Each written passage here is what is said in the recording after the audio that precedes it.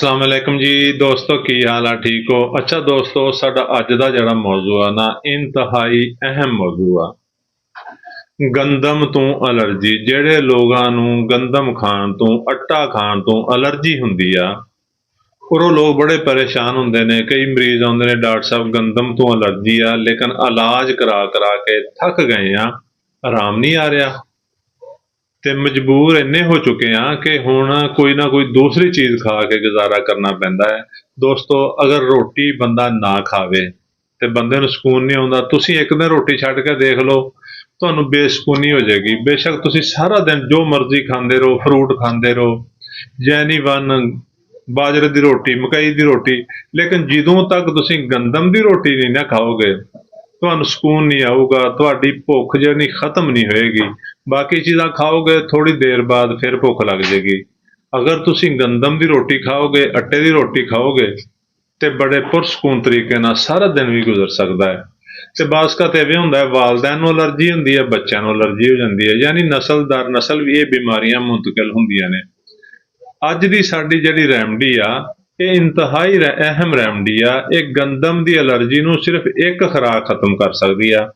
अगर किसी मेरे भाई नूं गंदम तो एलर्जी आ, उन्हां दे किसी बच्चे नूं गंदम तो एलर्जी आ, और वो इहदे इलाज करा के थक गए ने, ते डॉक्टर तजवीज़ करते हैं जी हुण तुसीं आटा, गंदम का आटा नहीं खाना, बाकी चीज़ां तुसीं खाओ जी। राइस खाओ, मकई का आटा खाओ, बाजरे का आटा खाओ। तो दोस्तों, तुसीं इस गल तो परेशान हो। अज जिहड़ी रैमडी तुहानूं दस्सांगे, ये तुसीं किसी भी होम्योपैथिक डॉक्टर तो एक डोज लैके खाओ, तुहानूं इंशाअल्लाह 100% उम्मीद आ कि दोबारा दवाई की जरूरत नहीं पैगी। तो दोस्तों, करना की आ, ਇਹ देखो, यह रैमडी आ होम्योपैथिक दवा सोरैनम। सोरैनम CM ताकत दे विच एक खुराक लैनी आ। ये देखो दोस्तों, अगर तुहानूं वैसे ड्राप मुयस्सर आ ते 5 कतरे 2 घुट पानी च पा के पीने आ, बस दोबारा पीने की जरूरत नहीं। अगर किसी बच्चे नूं एलर्जी आ, यही दवा सोरैनम 1M ताकत दे विच 10 दिन तो बाद उन्होंने एक दोबारा खुराक दे दो। अगर पहली खुराक ना बच्चे की एलर्जी ठीक हो गई है, फिर देने की जरूरत नहीं। लेकिन कोशिश करो ज़्यादा तो ज़्यादा टाइम गुजरे, 10 दिन, 15 दिन, 20 दिन।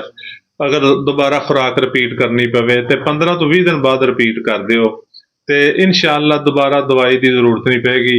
बड़े बंदे नूं CM ताकत दे विच इक्को ही खुराक काफ़ी आ। बच्चा अगर 10 साल तो बड़ा है, 15 साल का, 14 साल का, तो उन्होंने भी तुसीं सोरैनम CM की ही एक खुराक देनी आ। अगर बच्चे 10 साल तो छोटे ने, तो फिर उन्होंने सोरैनम 1M की एक खुराक देनी आ। अगर दोबारा जरूरत पवे तो दोबारा दवाई रिपीट करनी आ, नहीं तो दोबारा दवाई की जरूरत नहीं। बस इको ही खुराक काफ़ी आ, और इंशाअल्लाह तुहाडी इस मरज़ तो जान छुट जाएगी। तुहानूं किसी डॉक्टर को नहीं जाना पेगा। तुसीं जो दिल करदा गंदम दा आटा खाओ, रोटी खाओ, इंशाअल्लाह तुहानूं कोई तकलीफ नहीं होएगी। दोस्तों, साडी वीडियो नूं लाइक ते शेयर करो, ताकि ये वीडियो मजीद लोगों तक पहुँचे और उन्हां दा भी मसला हल हो सके। साडे चैनल नूं सबसक्राइब कर लो, ताकि तुहाडा और साडा राबता रवे। शुक्रिया। अल्लाह हाफिज़।